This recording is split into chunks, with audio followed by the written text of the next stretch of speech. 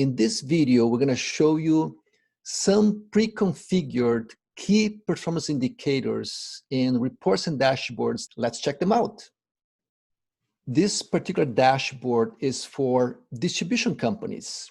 The idea here is to gather different metrics across your organization, such as cash flow projection, a P&L summary, aging, open sales order, top products by cost on hand, and sales.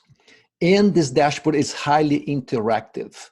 For instance, if I want to see only what I'm shipping today, so I click on this teal color, which represents my open sales orders to be shipped today. When I do so, it changes this section of my dashboard to only show customers and products that I'm supposed to ship today.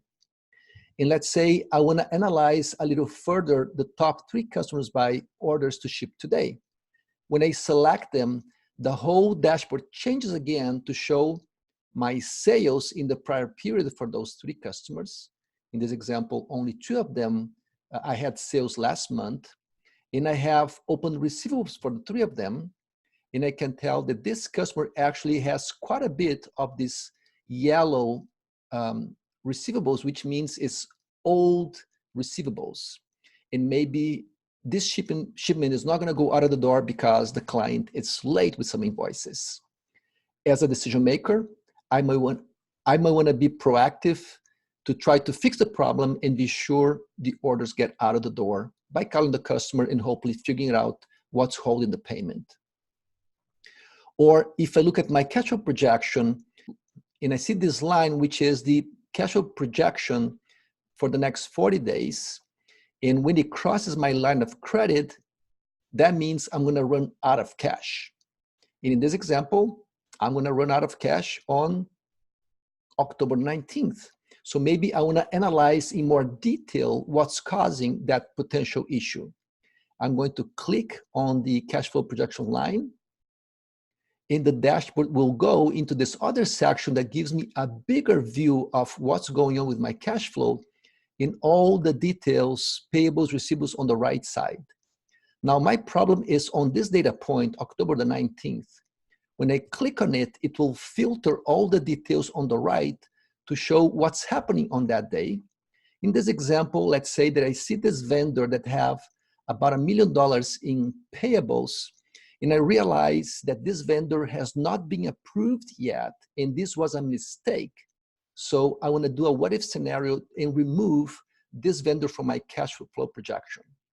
I can quickly do the what-if scenario by clicking on the data point and saying exclude. And once I do so, my whole cash flow projection is going to be recalculated. In this case, I'm no longer going to have the cash flow issue. Let me show some more examples. Many organizations do extensive year-over-year sales analysis. Right now, I'm looking sales in 2019 through the period 9, and I see the total for that year, the total for the prior year, variances, the trend analysis by both year in the prior year, by ship to location, by customer, and by product. And it's highly interactive. Let's say that I only want to see the first 6 months of the year to make a comparison year to date. So there it is now, only looking the first 6 months. And let's say I want to see who declined the most in sales since the prior year. I just sort the customer table by the variance. First time that I click here, I see top growth. When I click again, I see the top decline.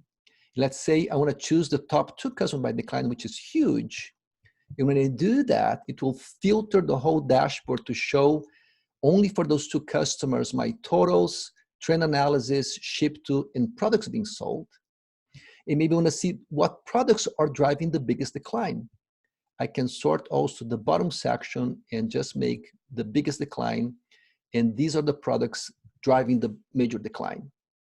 This is just a simple example of a lot of the reports, dashboards, and key performance indicators available on day 1 once you deploy your DataSelf Advanced Analytics.